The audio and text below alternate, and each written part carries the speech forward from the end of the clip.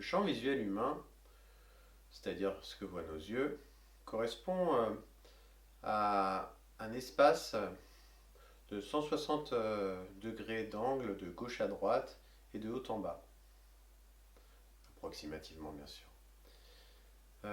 Et cela correspond à peu près aussi à un objectif d'une focale de 10 mm, avec bien sûr les distorsions optiques en moins pour nos yeux. On se rend alors compte qu'il y a une très forte corrélation entre la distance focale et la taille du champ visuel.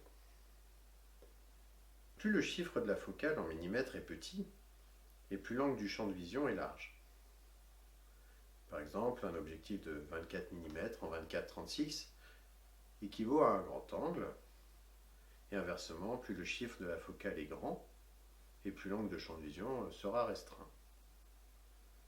Par exemple, un objectif de 300 mm en 24-36 équivaut à un téléobjectif parce que son angle de champ de vision est très restreint. Mais qu'en contrepartie, bien sûr, il nous rapproche de notre sujet comme un télescope ou des jumelles.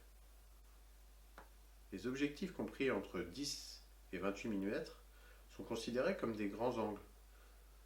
En dessous de 10 mm, ce sont même ce qu'on appelle des fisheye, à cause des déformations optiques, avec des perspectives qui deviennent curvilignes et une distorsion très marquée en forme de globe. Ils offrent un champ de vision de 180 degrés.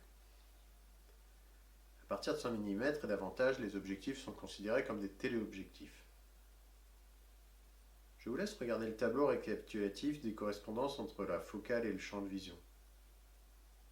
On se rend bien compte qu'ici, au 28 mm, un vaste champ de vision horizontale s'ouvre devant l'objectif de notre appareil numérique.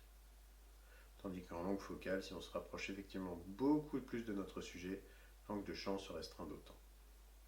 Cette vidéo vous a plu? Alors likez cette vidéo. Vous voulez en voir davantage?